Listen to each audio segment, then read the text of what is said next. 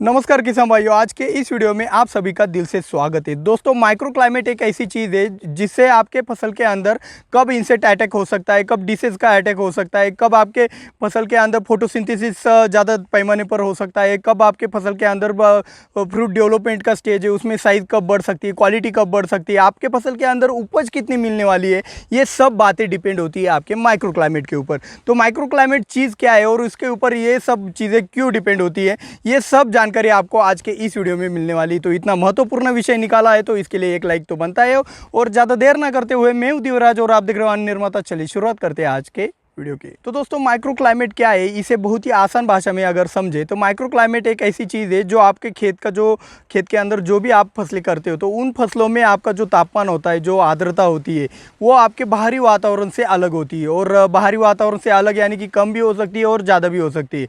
लेकिन फसल के अंदर जो तापमान होता है, जो आर्द्रता होती है, उसे ही आप माइक्रो क्लाइमेट कहते हैं। तो इतना बहुत ही आसान डेफिनेशन है, बहुत समझने को भी आसान है, कुछ कॉम्प्लिकेटेड नहीं है। जो आपका खुले मतलब जो खेत के बाहर का जो टेम्परेचर होता है या फिर जो क्लाइमेट होता है, उससे ये सूक्ष्म प्रमाण के ऊपर होते हैं, इसलिए इसे माइक्रो क्लाइमेट कहते हैं। तो माइक्रो क्लाइमेट के ऊपर आपका उपज कैसे होता है, जो भी बातें मैंने शुरुआती में बताई, उसके बारे में भी हम आगे जानने वाले हैं। तो दोस्तों, पहले हम जानते हैं कि माइक्रो क्लाइमेट का और आपके कीटकों का अटैक का क्या संबंध होता है। तो उदाहरण के लिए बता दूं कि भाई देखो, जब आपके फसल के अंदर एक तापमान बढ़ जाता है या फिर कम होता है या फिर वो मॉइस्चर बढ़ता है, घटता है, तब आप उसको माइक्रो क्लाइमेट कहते हैं। तो इस माइक्रो क्लाइमेट में अगर सिचुएशन ऐसी होती है कि जो सूक्ष्म जीव है, अगर उनको बढ़ने के लिए ज़्यादा प्रेरणा मिले, जाहिर बात है आपके फसल के अंदर मॉइस्चर ज़्यादा होगा और टेम्परेचर भी थोड़ा सा मीडियम लेवल पर होगा। तो ऐसी सिचुएशन में क्या होता है, आपका नाइट्रोजन आपकी फसल के अंदर बढ़ जाता है।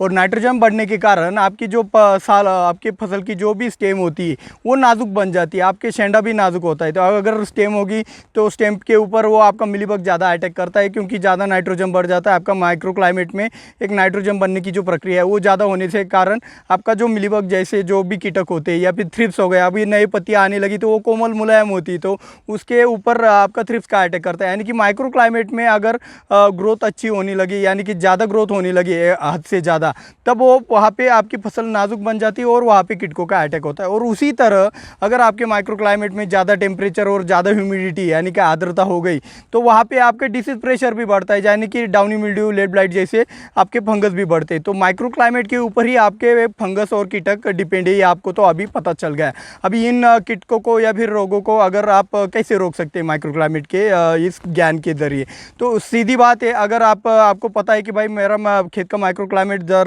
ज़्यादा नाजुकपन लाने वाला है, तो ऐसी सिचुएशन में आपको नाइट्रोजन युक्त खते या फिर टॉनिक वगैरह हो गया या फिर पानी देने का सिस्टम है वो आपसा कंडीशन में देना चाहिए। पानी देने का अंतराल ऐसी सिचुएशन में आपको बढ़ा देना चाहिए। और इंसेक्ट का हो गया तो डिसीज़ का भी वैसा ही है। अगर आपके फसल के अंदर लेड ब्लाइट या फिर डाउनी मिल्ड्यू का अटैक हो रहा है, ऊपर से बारिश भी पड़ रही है और फिर भी आप ड्रिप से पानी दे रहे हो, तो वहाँ पर डिसीज़ बढ़ेगा ही बढ़ेगा। तो वहाँ पर वो ना बढ़े, इसलिए आपको पता है कि आपके माइक्रो क्लाइमेट में नाइट्रोजन ज़्यादा तैयार हो रहा है, तो ऐसी सिचुएशन में थोड़ा सोनाइट का इस्तेमाल हो गया, एमओपी का इस्तेमाल हो गया, मैग्नीशियम सल्फेट का इस्तेमाल हो गया, जिसके कारण आपका नाइट्रोजन दब जाए और आपकी फसल बच जाए। ये सब बातें आप माइक्रो क्लाइमेट के ज़रिए बहुत ही अच्छी तरीके से जान सकते हो। यहाँ तक आप जो फसल के अंदर जो सेंसर बिठवा लेते हो, जो आपके हवामान को बताते हैं, माइक्रो क्लाइमेट को बताते हैं कि भाई आपके खेत में इतना टेम्परेचर है, इतना ह्यूमिडिटी है, वो सेंसर भी आपके माइक्रो क्लाइमेट के ज़रिए बताते हैं कि भाई आपके फसल के अंदर इन इंसेक्ट का या फिर इन डिसीज़ का अटैक हो सकता है, तो अभी आप ये स्प्रेइंग लीजिए, वो स्प्रेइंग लीजिए। तो ये सब माइक्रो क्लाइमेट के ज़रिए पॉसिबल होता है। तो आपको पता चल गया होगा कि माइक्रो क्लाइमेट आपके फसल के लिए कितना महत्वपूर्ण है। तो दोस्तों, यदि आपके माइक्रो क्लाइमेट में टेम्परेचर ज़्यादा हो, तापमान ज़्यादा हो और आर्द्रता भी ज़्यादा हो, तो वहाँ पे आपके सूक्ष्मजीव बढ़ने की जो प्रक्रिया है वो भी ज़्यादा होती है। तो आर्द्रता अगर कम हो और टेम्परेचर ज़्यादा हो तो वहाँ पे सूक्ष्मजीव आपके सुप्तावस्था में चले जाते हैं। और ये सुप्तावस्था में जाने के कारण आपके इस माइक्रो क्लाइमेट के कारण अगर आपके जो सूक्ष्मजीव है अगर वो सुप्तावस्था में जाते तो जो भी आपके फसल के अंदर जो न्यूट्रिएंट का अपटेक है वो भी बहुत ही हद तक कम हो जाता है या फिर ना के बराबर हो जाता है। तो इससे आपके न्यूट्रिएंट की जो आवश्यकता है आपके फसल के अंदर वो बढ़ जाती है। आप देखना, गर्मियों के दिनों में नाइट्रोजन की ज़्यादा आवश्यकता आवश्यकता पड़ती है, न्यूट्रिएंट की ज़्यादा आवश्यकता पड़ती है ग्रोथ करने के लिए, क्योंकि वहाँ पे सूक्ष्मजीव बहुत सारे सुप्तावस्था में चले जाते हैं जो आपको उनको ह्यूमिडिटी ना मिलने के कारण। बाकी टेम्परेचर तो मेंटेन हो जाता है, लेकिन ह्यूमिडिटी ना मिलने के कारण वहाँ पे वो सुप्तावस्था में होते हैं और जो भी न्यूट्रिएंट होते हैं उनको रिलीज़ ना कर पाने के कारण आपकी फसल भी उसको अपटेक नहीं कर पाती, इसलिए उसको वहाँ पे आपको गर्मियों के दिनों में आपकी फसल के अंदर ग्रोथ भी कम दिखाई देती है। तो ये आपका माइक्रो क्लाइमेट सीधा इम्पैक्ट डालता है आपके न्यूट्रिएंट अपटेक के ऊपर। तो न्यूट्रिएंट अपटेक अगर आपका माइक्रो क्लाइमेट आपको अच्छे समझ गए, आप उसको अच्छी तरीके से मैनेज करना भी सीख गए, तो आप आसानी से आपका अपने फसल के अंदर न्यूट्रिएंट का अपटेक बढ़ा सकते हो। और जिससे क्या होगा, आपके फसल के अंदर जो हरियाली है या फिर जो ग्रीननेस पना है या फिर क्लोरोफिल है वो अगर संख्या में बढ़ गए तो वहाँ पे आपका फोटोसिंथेसिस ज़्यादा होगा। फोटोसिंथेसिस ज़्यादा होगा, आपका प्रकाश संश्लेषण प्रक्रिया अगर आपके फसल के अंदर ज़्यादा हो गई तो वहाँ पे आपके फसल के अंदर स्टोरेज ज़्यादा बढ़ेगा, और जो स्टोरेज ज़्यादा बढ़ेगा तो आपके फसल के अंदर अपने आप उपज ज़्यादा बढ़ जाएगी, और जो कि आपके फसल के अंदर जो रिजल्ट आने वाला है कि वज़न बढ़ गया है तो आपका मुनाफा भी ज़्यादा बढ़ जाएगा। तो इतना सारा चेन आपके माइक्रो क्लाइमेट से शुरू होता है। तो माइक्रो क्लाइमेट को समझना और उसको कंट्रोल करना बहुत ही आवश्यक होता है अपने अपने फसलों में। कुछ डिजिटल इंस्ट्रूमेंट के द्वारा आप कंट्रोल करते हो कि भाई अभी टेम्परेचर इतना बना रहा है तो ज़्यादा पानी दे देता हूँ, अभी टेम्परेचर कम बता रहा है तो भाई पानी थोड़ा कम देता हूँ। ऐसा आप अंदाज़ा लगा के कुछ प्रैक्टिसेस फॉलो करते हो डिजिटल सेंसर के द्वारा, डिजिटल इंस्ट्रूमेंट के द्वारा आपको जब माइक्रो क्लाइमेट पता चलता है।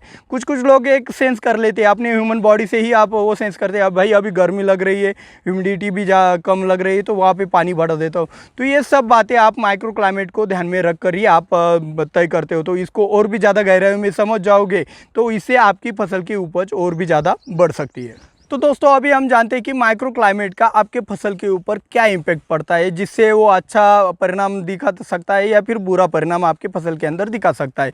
तो सबसे पहला परिणाम आपके फोटोसिंथेसिस के ऊपर होता है। अगर आपका माइक्रो क्लाइमेट ठीक से, अगर माइक्रो क्लाइमेट के कारण आपकी फसल के अंदर पानी का नियोजन अच्छे से है तो वहाँ पे फोटोसिंथेसिस का जो भी प्रक्रिया है वो तेज़ होने से आपका स्टोरेज बढ़ता है, तो वो एक अलग बात हो गई।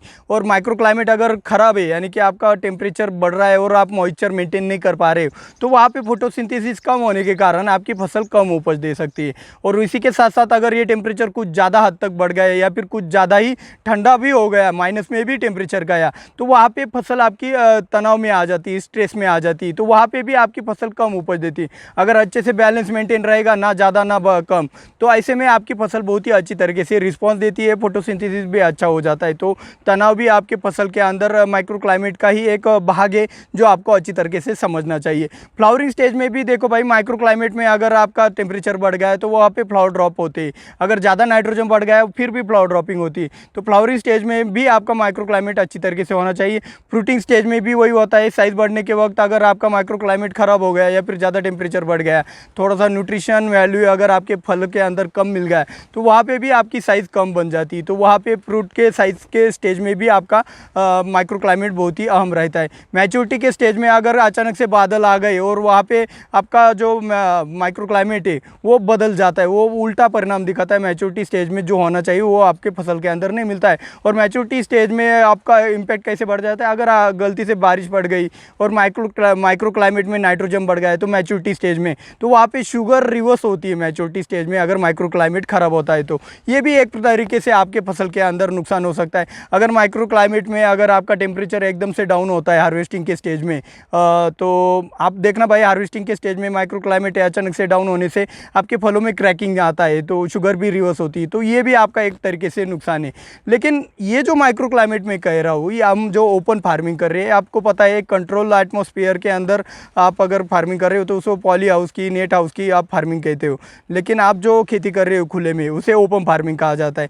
तो ओपन फार्मिंग अभी चैलेंजिंग होती जा रही है। अभी वो कैसे चैलेंजिंग हो रही है कि उसके लिए क्या करना चाहिए क्या नहीं करना चाहिए, ये आज के खास बात में हम आपको बताने वाले हैं। लेकिन उससे पहले एक लाइक तो बनता है, और आज का लाइक का टारगेट है 2000 लाइक का, वो भी कंप्लीट हो जाना चाहिए।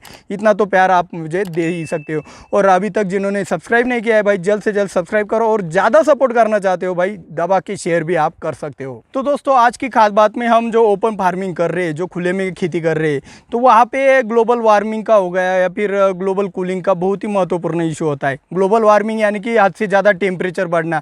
अभी 40 डिग्री के सेल्सियस के ऊपर टेम्परेचर टेम्परेचर है। तो ग्लोबल कूलिंग क्या होती है? इसी साल हमने देखा कि ऑस्ट्रेलिया के नज़दीक में एक टोंगा नामक एक देश है, उसमें ज्वालामुखी फट गया, तो उससे जो भी लावा रस या फिर दो धुआं निकला, उसके कारण हमारे पृथ्वी का टेम्परेचर कुछ दिनों के लिए कम हो गया था, जनवरी फरवरी के अगल बगल में। तो ये सब चीज़ें आपके मैंने तब पहली बार जाना कि भाई ग्लोबल कूलिंग भी होता है। अभी तक हम ग्लोबल वार्मिंग से ही लड़ रहे थे, अभी ग्लोबल कूलिंग से भी हमें एक लड़ने की एक मेंटेलिटी बनानी पड़ेगी।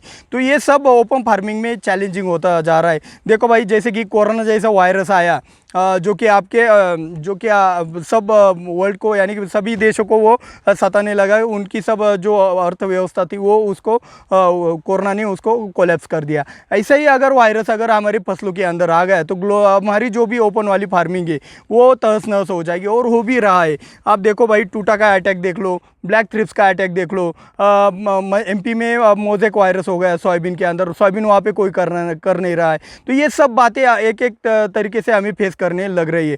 अभी माइक्रो क्लाइमेट कंट्रोल करना ओपन फार्मिंग में तो ये पॉसिबल नहीं है, लेकिन अगर हम कंट्रोल एटमॉस्फेयर में यानी कि पॉली हाउस की खेती में अगर आप खेती कर रहे हो तो वहाँ पे ये कुछ बातें पॉसिबल होती हुए आपको नज़र आती है। लेकिन पॉली हाउस की खेती भी इतना सस्ते वाली नहीं, वहाँ पे भी टेम्परेचर वगैरह माइक्रो क्लाइमेट कंट्रोल करने के लिए बहुत सारा खर्च भी आता है। तो आप बताना आपके तरीके से आपको क्या अच्छा लगता है ओपन फार्मिंग में, आपको किस तरीके से आप उसका जुगाड़ लगा सकते हो माइक्रो क्लाइमेट कंट्रोल करने के लिए, या फिर पॉली हाउस की खेती कितना परिणामकारक लगती है। पॉली हाउस की खेती के ऊपर अगर आपको एक वीडियो चाहिए तो आप इस वीडियो के लाइक कम से कम 5000 तक पहुंचा दो, हम पॉली हाउस के ऊपर भी वीडियो लाएंगे आपके लिए। तो इतना ही करके हम यहाँ पे वीडियो समाप्त करते हैं। मिलते हैं अगले वीडियो में। जय जवान जय किसान।